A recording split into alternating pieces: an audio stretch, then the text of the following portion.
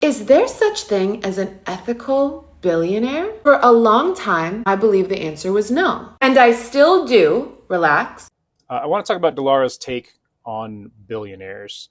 This is one of those things where, like, you don't get a lot of pushback, a lot of disagreement, because as soon as you start disagreeing with a take like this, people are like, "Oh, you're some wannabe billionaire. You're never going to be a billionaire. Why are you on their side?" and whatever. And the thing that I want to point out here is, like, that actually is the problem. Is that when we essentially take all of our philosophy and we render it subject to tribalism, we're not doing philosophy anymore. Philosophy is the love of truth. And that's what the word breaks down to. It's the love of truth. And if you love truth more than partisanship, if you love truth more than some kind of like Blues versus the Greens, like sports team match, then you're doing philosophy. And if you don't, if it's the other way around, you're not doing philosophy. And it's important. And this, maybe somebody's like, okay, I don't care about philosophy. I care about Blues and the Greens. That's fine. If you just want to play tribalistic us versus them, you don't have to couch it in thinking. But like any position that feels good to hold, it's worth interrogating. After all, there's something distinctly capitalist about the comfort of an unexamined conviction. So let's try a thought experiment. Imagine a girl writes an ebook. Not just any ebook, but one packed with genuinely valuable information and the kind that tangibly improves your life. She sells it for $2, okay? 1 billion people buy it. No workers are exploited, no paper used, no hidden costs. Just one person, one idea, $2 billion in revenue. Is that unethical? I would argue no, at least not inherently. This is a fair and transparent exchange. The buyers receive something that they believe is worth their money, if not more. And the author, in turn, amasses a fortune. No underpaid labor, no environmental destruction, no shady business practices. On the surface, this looks like ethical commerce. But here's where the ethical calculus shifts, because what happens next? Let's say that the author decides to give away 95% of her earnings. That leaves her with $100 million, which is an amount that could transform anyone's life reasonably, right? That feels like more than enough for personal satisfaction and security. In fact, research suggests that happiness derived from money plateaus around an annual income of $75,000 to $100,000 a year. I don't know how true that is, but I'm going to be super generous and I'm going to say, let's cap it at 100 million. So what happens to the remaining $1.9 billion? More importantly, who gets to decide what happens with it? Because even in the instance where someone who is now giving away $1.9 billion does so for good, who defines what good means? One billionaire might decide to dedicate their fortune to ending poverty. Another might spend it on colonizing Mars. Both believe they're advancing humanity, but their visions of a better world are deeply subjective. They are shaped by personal bias, cultural influences, even hubris. That is the problem. Billionaires don't just accumulate wealth. They accumulate influence. They become unelected private governments, wielding more power than some nations. Unlike actual governments, though, they answer to no one. There are no checks and balances and no public accountability. Is it ethical for one person to control more wealth than entire countries? I would argue no. Because even the most benevolent billionaire cannot replicate the collective wisdom or the built-in accountability of a democratic system. Here's an important note. Dellara in this video is expressing a great value for workers, for humanity in general, for the egalitarian nature of the economy or lack thereof, and that is a big part of the basis of this argument, and so we want to be respectful when we disagree on these things. I have a disagreement with this particular take. I have a disagreement with some of the broader principles in this thinking of tribalism and partisanship, this us versus them thing. But the us versus them thing is frequently rooted in this belief that whoever the us is being harmed, threatened, potentially may be destroyed by whoever the them is. And I've got opposition with that, but I do recognize that it is out of a great concern for the us, and the us in the case of who Dellara is arguing for is, humanity on the whole, the earth on the whole, and those are very valuable things. Let's try to keep it. Let's try to keep all of our disagreement respectful, and so that's just a thing I want to note about that is respectful disagreement is how we're going to get from where we are to healthier communities and organizing. Thank you. It opens up with this steel man, which is like, okay, let's think about the most ethical possible way to become a billionaire. And the example given is to become a billionaire by selling 1 billion copies of a $2 ebook, right? So that means there's no worker exploitation. You're providing a completely consensual value exchange. And that's not a very good steel man, because that's not a possible thing, right? We do have billionaire authors in the world, but they didn't sell 1 billion copies of a $2 ebook. So the entire Harry Potter series in every language, every book, all combined is 600 million sales, right? And J.K. Rowling is a billionaire, but not because just of book sales. It's because of movie deals and merchandising deals and all these other things that she gets a little piece of, right? And so obviously that's not the example that's going to be used, because it involves getting in bed with Disney, and there's a lot of issues with Disney. You don't want to create a steel man where the example is selling a book and making deals with a big evil corporation, because it doesn't feel like you're steel manning. But the problem is you're not actually steel manning the opposing case if you create an impossible hypothetical either. If you say like, oh, what if you just stumble and trip and fall into a pile of $1 billion and you try to turn it in and somebody says, oh, you found it and nobody claimed it. It's just like, that's not possible. That's not a thing. Like that's never happened. It's never going to happen. What is a, finding $1 billion in a briefcase even look like? Like how many state bonds and things does it take, to be $1 billion? So if we're going to talk about whether or not there's an ethical route to being a billionaire, we should actually talk about it, because the example that was given wasn't that, right? It wasn't a possible example. Now, the way the conversation moves after that example is given is this idea. It moves very quickly from, is there a possible ethical way to become a billionaire, which is a reasonable question, to is it ethical to be a billionaire? And this is the real problem with the conversation, is we found ourselves now being willing as a people to ask a question, is it ethical to be a person, a kind of person? And that is an unreasonable, ungenerous, and I would actually say outright immoral way to start off any conversation about. I'm going to look at the camera. Camera's over here. It's an unreasonable way to look at ethics, at morality. Is it okay, ethical or moral? Is it okay to be a person? That's not an okay question. So, for instance, let's give this some shape. So, a person is born into a family where they're going to inherit $1 billion. Was it wrong for that person to be born?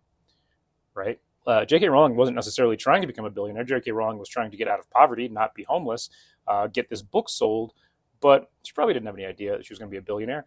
The moves and the decisions she made were to become a successful person, right? So if we're going to ask the question of, is there an ethical route to becoming a billionaire? I think that's a very worthwhile question. If we're saying, is it ethical to be someone who happens to be, to have a trait, to have a characteristic, that becomes very, very dubious. And one of the harms that we do to ourselves in framing the question this way is we actually skip over the how this happened question in the first place. So how it is, we'll just talk about, Bezos and Elon and Musk. Bezos and Musk, everybody's two favorite billionaire poster boys right now. How Jeff Bezos became a billionaire is millions and millions of people voluntarily decided to give him $12 a month minimum for Prime subscriptions. And then, obviously a cut on everything they bought on Amazon, because now they're kind of locked into Amazon and they want to buy it. And then he leveraged that. It started with a bookstore. I'm not even going to call that a bookstore. And, it built up, and he leveraged that into a big databasing system. And, now everybody uses his database, AWS and whatever, like lots of people. But it started with lots of people voluntarily choosing that they want something for a little less money than they want to have a thriving, robust local economy and get to know people that own businesses in their city. People made that decision. Jeff Bezos didn't make that decision for anyone, right? People said, yeah, it's worth saving $3 to me, even if it puts, Joyce Meskis out of business, even if it shatters the dream of hundreds of thousands or millions of people who have been working on developing a craft, working on developing expertise, who have been cultivating a community, all over the world. Even if it puts all of them out of business, destroys their hopes and dreams, I want to save $5 today.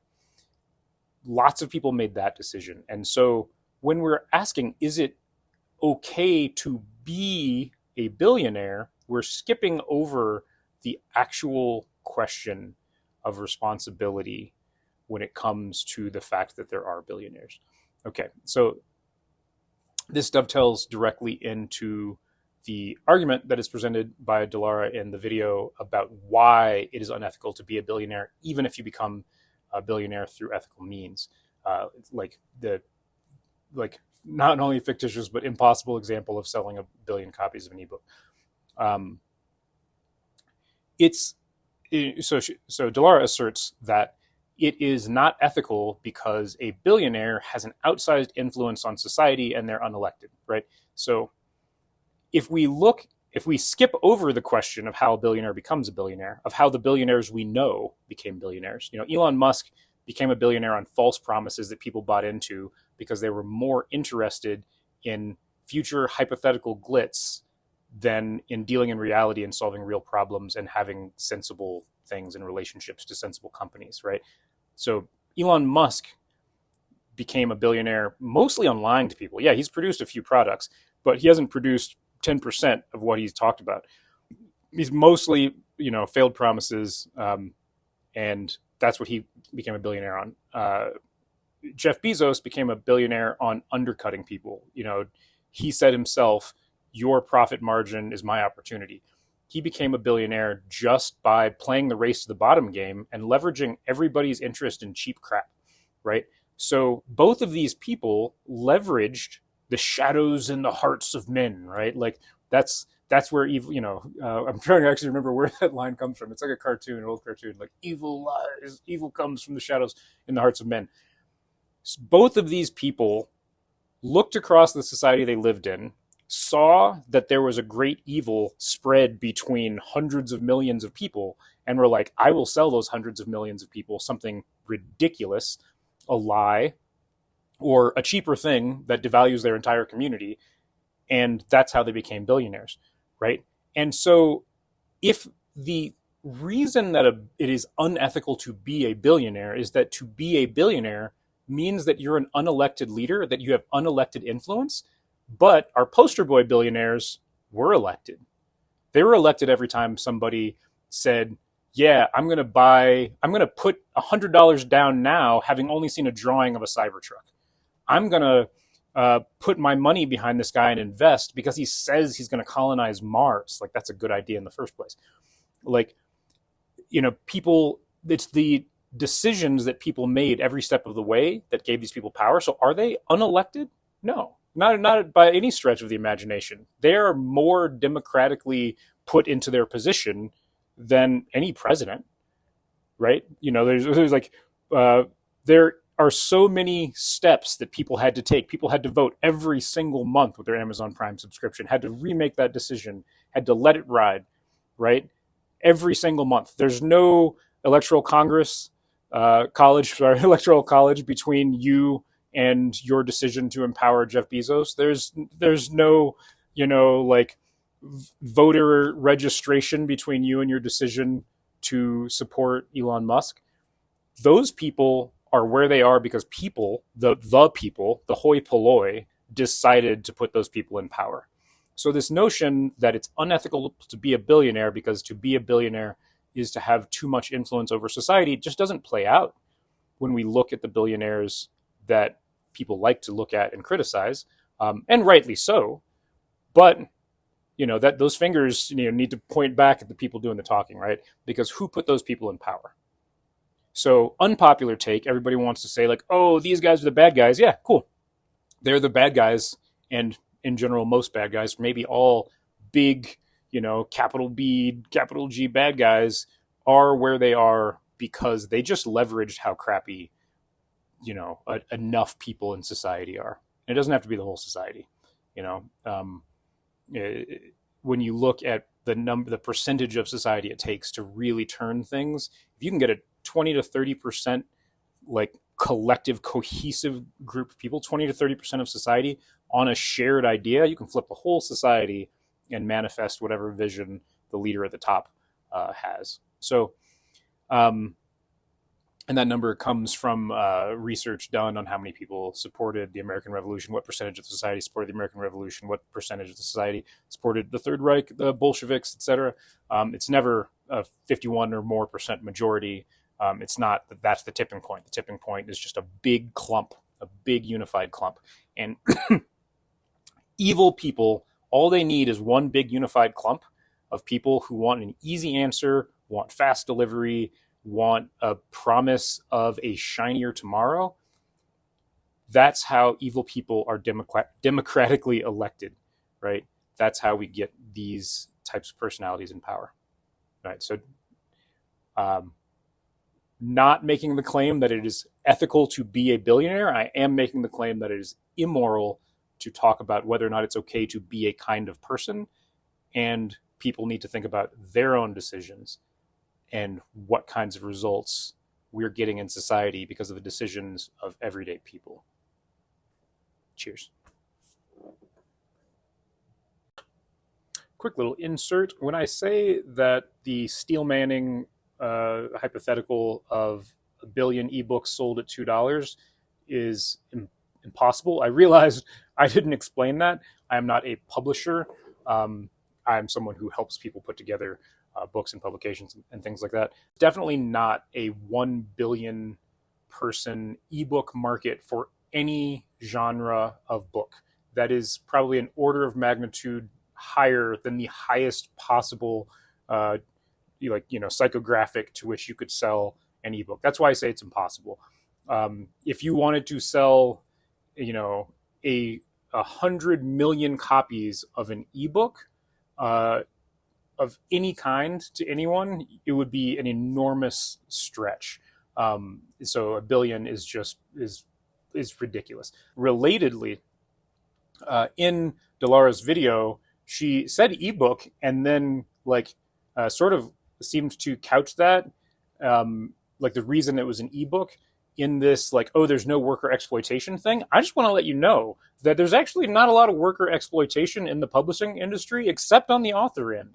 A lot of authors get themselves in bad deals with publishers. But even there, it's the bad deals, one, are completely consensual. It's usually because that author just wants their work out. So they're the easiest person to kind of leverage into a deal that's not going to work out super well for them. But pressmen make a bunch of money. If you're someone out there looking for a career, learn to operate an offset press. If you can operate a Heidelberg, you're set for life.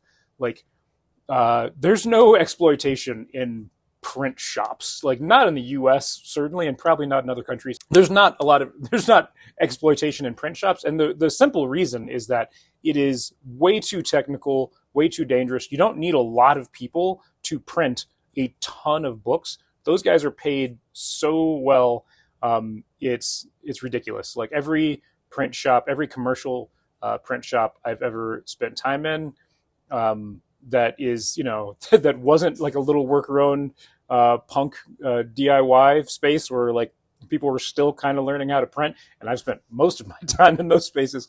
But even in those spaces, people get paid pretty well. So this idea that it needed to be an ebook, so there was no worker exploitation is ridiculous. If there's any exploitation in the publishing industry, it is authors getting exploited. It is not pressmen. Maybe delivery drivers, certainly thanks to Amazon and FedEx. There's a lot more exploitation in delivery and some in logistics, but even for the most part, not so much there. So I just wanted to throw that out in case anybody is just like, why is it impossible? It's like, yeah, 1 billion ebooks. First, you got to go out and sell 1 billion Kindles. Yeah, that's it. I don't even know if I'm going to put this in, but just a little addendum. Somebody hit me in the DMs and asked if I was doing all right because I look exhausted. And I don't know which video they were even commenting on, but I probably was. I frequently am just super exhausted. Yeah, I try to make myself basically presentable, but I'm not going to hide that I'm tired. I'm tired.